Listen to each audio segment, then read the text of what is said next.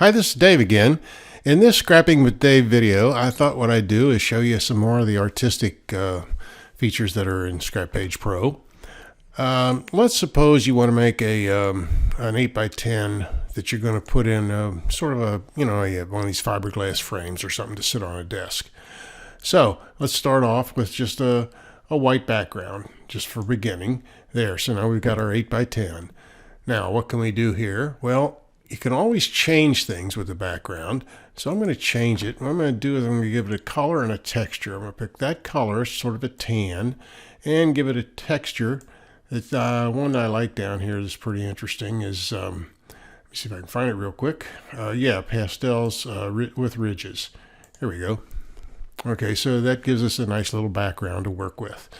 Now, addition to that, I'm going to pick out a picture that I know we've worked with before. This is one we used in one of the collages, and I'll just set it right here for the time being. But the interesting thing you can do with Scrap Page Pro is I have added a feature that enables you to blur the background, and you can blur it in all kinds of different ways. But we're going to select this image, and I'm going to blur its background. Now, there are numbers of different things you can do here with grunge, random strokes, rectangles, graphic pens, splatters, watercolors. But one that I particularly like is random strokes. And what I'm going to do then is I'm going to tell the, now notice here I have to tell it, because it's going to blur this image out, I have to tell it where I want to keep the focus. That is, where is it going to stay sharp, and everything else can kind of go by the boards. So I'll select my focus point as being right between their noses. How's that? Okay, so now I got a focus point, and all I have to do then is decide, do I want to use a color scheme or make the image blur from the background? And you can get many different looks in this, and it's good to play around with it, but because not all pictures give the same results. But anyway, for this one, I'm going to use a color background scheme, and I'm going to use, you can see here I have a number of color themes that I could pick from. I'm going to just stick with earth tones, and I'll apply this filter. Now you'll see it's computing a bit here, coming up with this blur, but there it is. So you can see that their faces kind of stay in pretty sharp focus, and we blurred out the background, and everything else is kind of fading into the background down here away from the focus point. I'll tell it okay. All right, so now we got this, and let's just put that over here somewhere like that. And then we can say, well, okay, what if I wanted to add some text to this? So we'll pull the text box in here, and I think I've got some text that I can add to this already, rather than spend time typing this all out. So we'll move this down here someplace like this and tell it, I want you to use this at about, let's guess it around 70. And I'm going to use a font that's Edwardian script. Okay, that's a nice font script that we can use for that. And let's freeze these guys here. Over here, I can lock them in position. Now I can play with this text and see what I want to get it to. We might want to move it a little bit more, something like this maybe. Now, I don't really want it to be black, because it's it stands out too much. So let's give it a color, maybe a little tan color, something like that.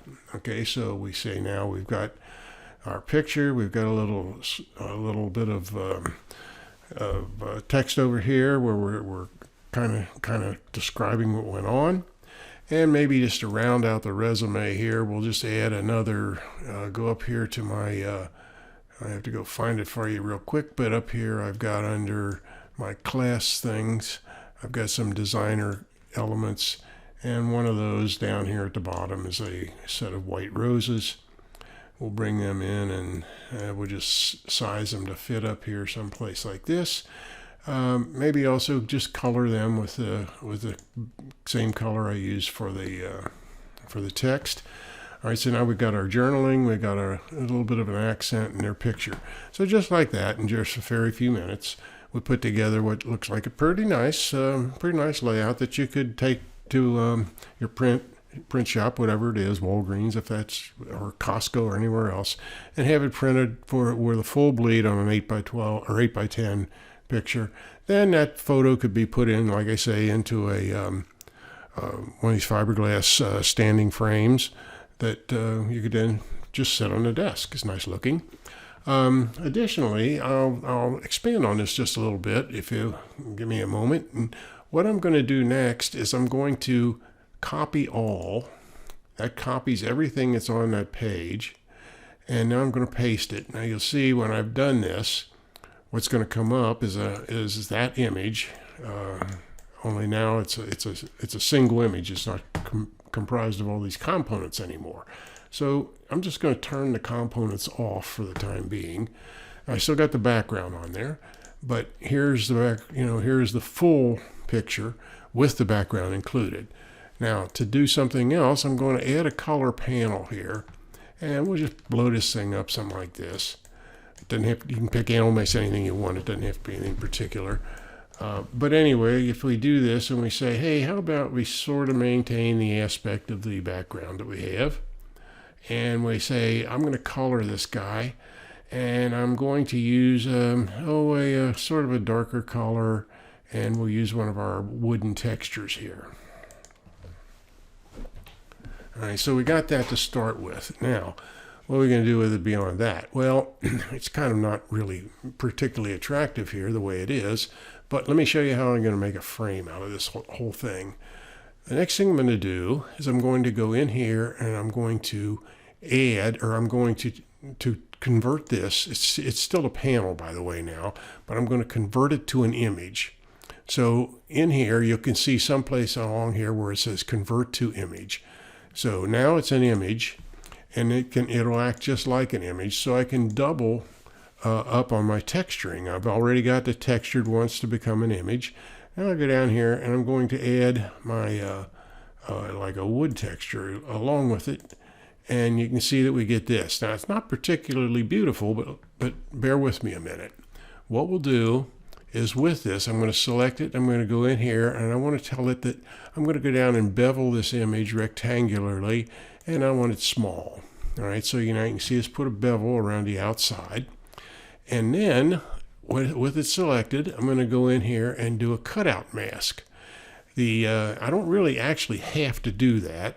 Let's just skip that step. That's getting to be a bit much. But I'm going to tell this thing that I want it to be the size of the background, to blow it up to fully fit the background. And you do that simply by going in here and telling it, I want it to take and fill the background. Okay, so there it does that. And I'm going to move it down to the bottom of the stack.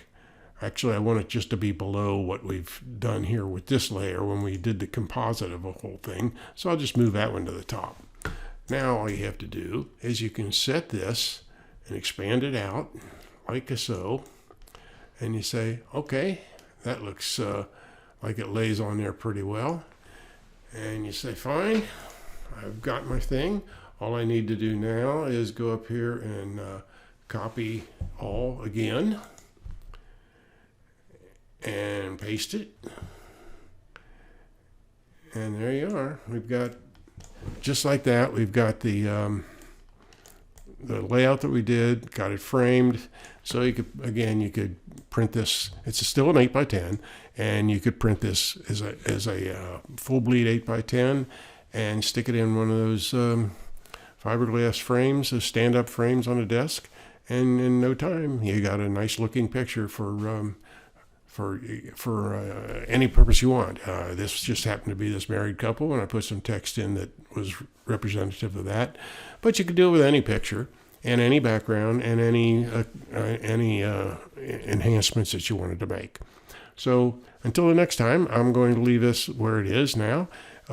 This is Dave with Media Digitronics and Scrapping with Dave. Bye-bye.